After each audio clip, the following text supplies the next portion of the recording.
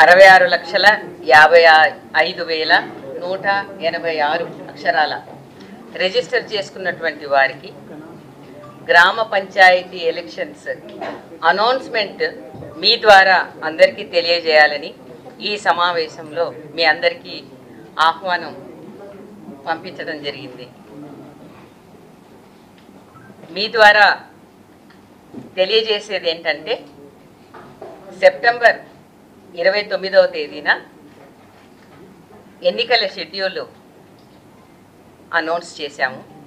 అయితే కొన్ని కారణాల వలన అక్టోబర్ 9న స్టే విధించడం జరిగింది. మీ అందరికీ తెలుసు.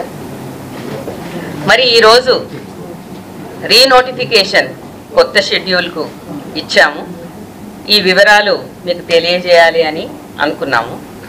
మీ ద్వారా అందరి ఓటర్స్కి కూడా గ్రామ పంచాయతీ ఎలక్షన్స్ జరగబోతున్నాయి అని తెలియజేసుకుంటూ ఉన్నాను. గ్రామ పంచాయతీలు ఎన్ని ఉన్నాయి, వార్డు వివరాలు ఏంటి, పోలింగ్ స్టేషన్ వారీగా ఎలక్టరల్ రోల్స్ పబ్లిష్ అయినవి ఎక్కడ దొరుకుతాయి, రిజర్వేషన్ వివరాలు కూడా ఉన్నాయా అంటే అవన్నీ కూడా మా వెబ్సైట్లో మీరు చూసుకోవచ్చు. ఈరోజు నుండి ఎంసీసీ కోడ్ కూడా అమల్లోకి వస్తుంది. మరి ఈ గ్రామ పంచాయతీ ఎలక్షన్స్ 3 దఫాలుగా చేయాలని నిర్ణయించడం జరిగింది. ఒక ఫేజ్కు ఇంకొక ఫేజ్కు 2 రోజుల వ్యవధితో ఈ షెడ్యూల్ అన్నది నిర్ణయించడం జరిగింది.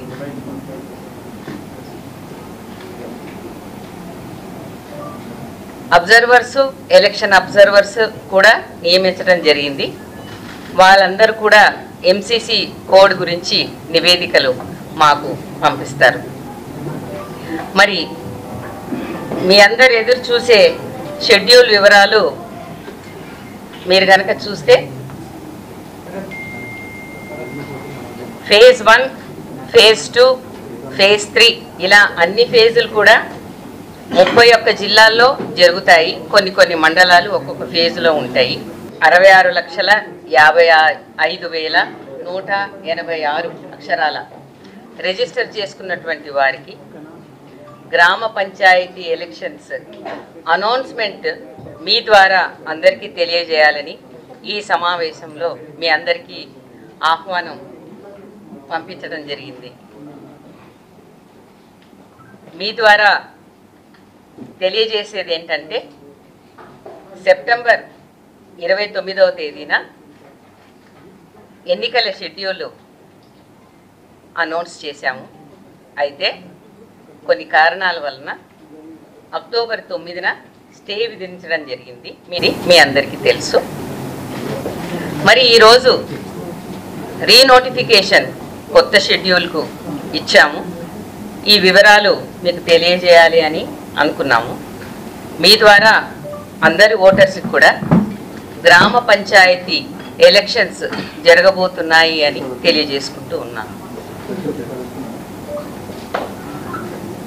గ్రామ పంచాయతీలు ఎన్ని ఉన్నాయి, వార్డు వివరాలు ఏంటి, పోలింగ్ స్టేషన్ వారీగా ఎలక్టరల్ రోల్స్ పబ్లిష్ అయినవి ఎక్కడ దొరుకుతాయి, రిజర్వేషన్ వివరాలు కూడా ఉన్నాయా అంటే అవన్నీ కూడా మా వెబ్సైట్లో మీరు చూసుకోవచ్చు.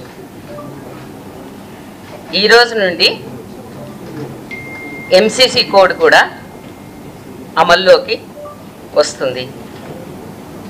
మరి ఈ గ్రామ పంచాయతీ ఎలక్షన్స్ 3 దఫాలుగా చేయాలని నిర్ణయించడం జరిగింది.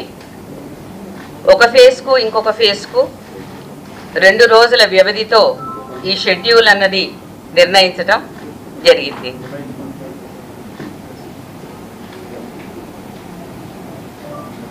అబ్జర్వర్స్, ఎలక్షన్ అబ్జర్వర్స్ కూడా నియమించడం జరిగింది. వాళ్ళందరూ కూడా ఎంసీసీ కోడ్ గురించి నివేదికలు మాకు పంపిస్తారు.